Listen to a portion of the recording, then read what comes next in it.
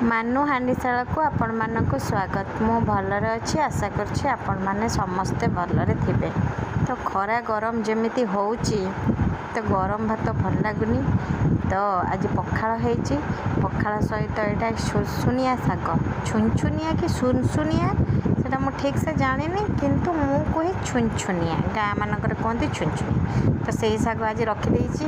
तो ता सहित भेंडी आलू भजा करी। कढ़ई में तेल पियाज फुटण पकईदे भेंडी आलू को पकईदेली, ता सहित लुण हलदी देके घोड़े देके एपट सेपट करदेली, भजा रेडी। तो भेंडी आलू भजा हो गला। तापरे टिके तेल नहीं गली, कढ़ई में फुटण नहीं गली, पियाज पकईदेली, तापरे छुनछुनिया शाग को काटिकी भलसे धोई धाई ताकू रखी पकई देकी लुण पकई देके एपट सेपट करदेली, शाग भी रेडी।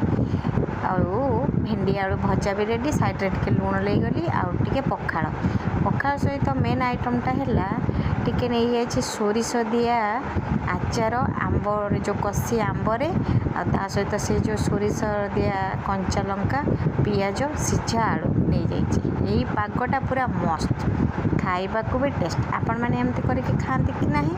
मु बहुत खट्टा खाए, तो से मत सब बेले आचार हो आंबुल हो जहाँ खट्टा जिनस टे दरकार। आलू सहित पाग करदे मस्त लगुच। तो मो चैनल आपण मैंने जदि नुआ अच्छा सब्सक्राइब करने को जमा भी भूलें। Please please please.